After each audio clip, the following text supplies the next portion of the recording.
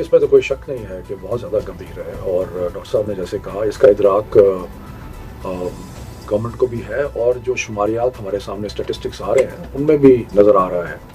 کیونکہ ہر ہفتے جو انفیکشن ریٹ ہے وہ بڑھ رہا ہے، جو لوگ وینٹیلیٹر پہ ہیں ان کی تعداد بڑھ رہی ہے، جو کریٹیکلی ال ہیں ان کی، کیونکہ NCOC میں انہوں نے سارے ہسپتالوں سے ایک رابطہ ہے ان کا، تو ان کو پتہ لگ جاتا ہے کہ ملک میں اس وقت کتنے مریض ہیں جو ایک سیریس صورتحال پہ ہیں۔ تو اسی کو مد نظر رکھتے ہوئے بہت ساری ہماری جو پالیسیز ہیں اب اس چیز کو مد نظر رکھ رہی ہیں کہ حالات کافی خراب ہیں۔ نہیں، جو ٹارگیٹڈ لاک ڈاؤن ہے وہ تو ہو رہا ہے، یعنی کہ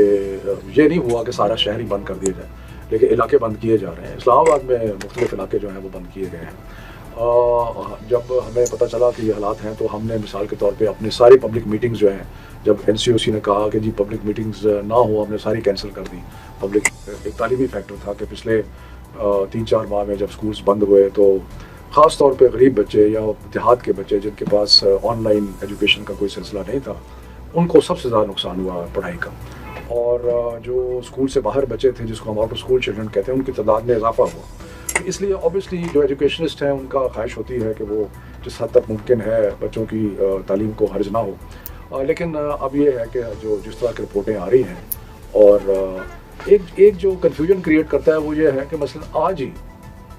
میں نیو یارک ٹائم کا ایڈیشن یہاں پہ آتا ہے تو میں اس میں آرٹیکل پڑھ رہا تھا جس میں ایک بڑا ویل نون کارسپونڈنٹ ہے، کالمنسٹ ہے ان کا، نکلس کرسٹوف، وہ آرگو کر رہا ہے کہ جی جو چھوٹے بچے ہیں ان سے تو نہیں پھیلتا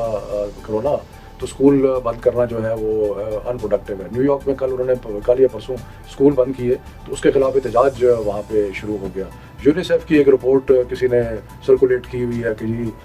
بچوں کی طرف سے تو کوئی انفیکشن نہیں، نہ پھیلتا ہے نہ ان کو ہوتا ہے۔ تو میرا خیال ہے کہ یہ چیزیں جو ہے نا، یہ جو اقدامات کرنے ہوتے ہیں ان میں رکاوٹیں بنتی ہیں کہ لوگ کہتے ہیں جی آپ تو ہمارے خاص طور پہ جو لو فی پیئنگ پرائیویٹ اسکول ہیں، آپ تو ہمارے روزگار پہ نجی اسکولوں کا تو بڑا مسئلہ یہ ہوتا ہے کہ کہتے ہیں ہماری انکم ختم۔ لیکن اب یہ ہے کہ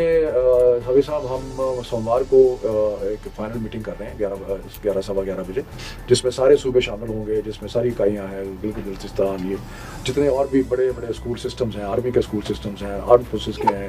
ان کو سب کو شامل کر کے تو ہم ایک تجویز لے کے آ رہے ہیں۔ اب یہ تجویز اس لیے میں کہہ رہا ہوں کہ یہ فیصلہ نہیں ہے، لیکن ہماری خیال میں کہ 25 نومبر تک، یعنی کہ میٹنگ سے 2 دن بعد ہمیں تعلیمی اداروں پہ بندش لگانی چاہیے، اور